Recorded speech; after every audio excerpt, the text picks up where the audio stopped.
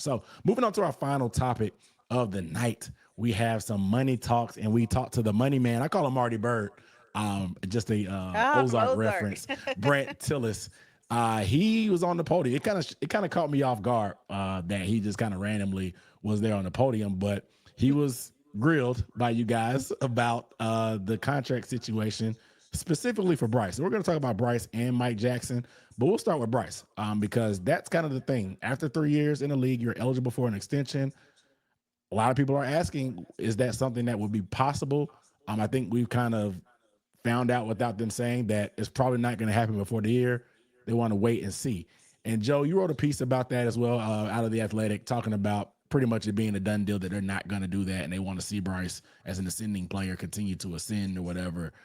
Just want to get your thoughts about them in the contract situation in terms of them not doing it now, but them particularly waiting, we assume, to see how this year goes. Yeah, I mean, Brand actually kind of let it slip in answering a question yesterday, and he said, "We'll see how the year plays out." And so I said, "Wait a minute." And of course, he backtracked a little bit, but yeah, I think it's smart. I don't get the impression that Bryce's side is like all ticked off about this or anything. I think that they've had some good, healthy discussions with Bryce's people. I mean, everyone wants their money, right? But they see that Bryce is heading in the right direction.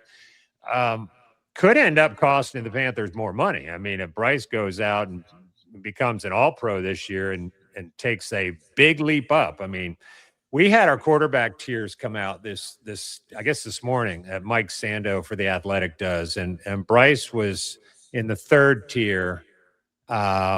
And I think he was ranked 22nd, which kind of jibes with where he ended the year last year in terms of quarterback rating league wide, and even like I think passing yards. But it's not out of the realm of possibility that in his third year in Dave Canales' system, that he makes a huge jump, and then the Panthers might be like, "Whoa, maybe we should have extended him before the season." But if I'm playing devil's advocate for them, I want to see more consistency out of Bryce. I mean, he's ended some games in phenomenal fashion. Ended this. He's gotten better as the season has gone on the last 2 years. I think they want to see it start in week one all the way through. I mean, and Dunk, you had a tweet that, talked about Bryce's stats in the second half of the season, the last 2 years, and how the offense seems to kind of heat up as a whole. And the Panthers seem to just start really slow. And that's why I asked before earlier this week if that's going to if Coach Canales not calling the plays is going to change his perspective and outlook on preseason, how he treats the preseason, because the Panthers do seem to start the season off slow and get to about that midpoint of the season before they kind of start to gel and things like that. And you can't always afford a super slow start. With this schedule that they have this season, they cannot afford a super slow start. So it'll be interesting to see how Canales handles these next three preseason games. This is kind of just, we're not even counting this one, but these next three preseason games to get this team more ready than they have been in the past couple of seasons. Yeah. I mean, just to add context to what you were saying, it came from the Athletic article that Joe's talking about. And it said Bryce Young, he was ranked 28th out of 33 qualifying quarterbacks in EPA per pass play last season as a whole.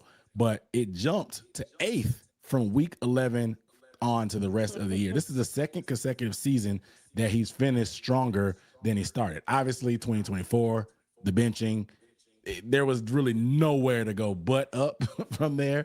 But Yeah. I think it's just interesting that it's kind of a pattern of what's going on. And I guess you can chalk it up to preseason, but if we're talking about from week 11, I can't blame a slow being rusty or being whatever in week 8 or 9 on the preseason, Right. So it's kind Right, of right. just I mean, weird. that's, And yeah, yeah. it's tough for me. And I think and I'm a little bit of a Canales apologist, according to some people, but I got the vibe that, and this kind of goes with some people thinking that Canales is too conservative. I got the vibe that Canales tries to call plays that's best for this more so the team than Bryce Young. And that includes, okay, trying to protect that defense, trying to bleed some clock, keep a Giro's team off the field that doesn't have a pass rush or is not the best against the run either. if they're getting turnovers, you completely take the air out of the game by limiting possessions and going forward on fourth down and keeping the ball in your Yeah. hands.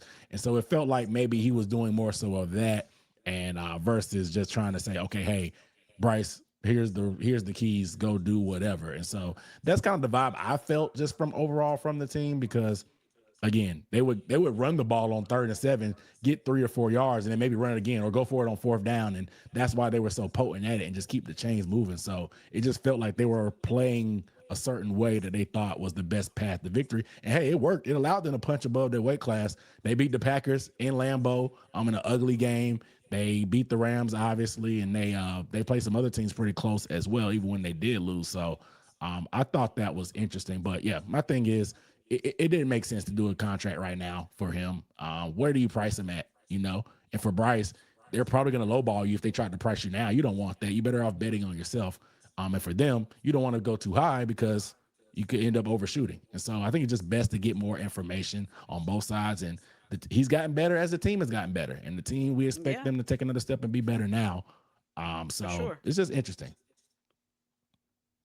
For sure. Yeah, And I think I that, think Bryce is one of those guys that embraces challenges like that. He likes, I'm not gonna say he likes being, underestimated. No one likes that. But I do think that the type of competitor he is, he's not out here like, okay, I'm playing for money. Is I'm playing for the respect that and the recognition that I know I can garner in this league versus how I came in. So like you said, I don't think that it's necessarily negative for both sides to want more information and to want to play this thing out a little bit. will be interesting to monitor, all season because this is looming over this franchise, this decision, and it almost feels like it's going to be like, I mean, we're going to be monitoring the quarterback play anyway, week to week. So I don't know that it's really any more so. It's just now it comes with like these dollar figures attached to it. And is he playing his way into the 45, $50 million range, or where is he? And when might they pull the trigger? But I don't think even if he has a great season, I was reading one of the comments. Well, maybe if he plays well, they can take care of him in the middle of the season. I don't think they'll do that. Yeah. I know they did with Chuba. I don't think they do that with a quarterback, but we'll see. I mean, that We'll could be put what's holding up Mike Jack also. Yeah, and we're up against the clock, so we'll finish up with Mike Jack. I know it sounds like just the writing could be on the wall. It seems like both guys are like, okay, we're gonna play this contract year out. If I'm here, cool.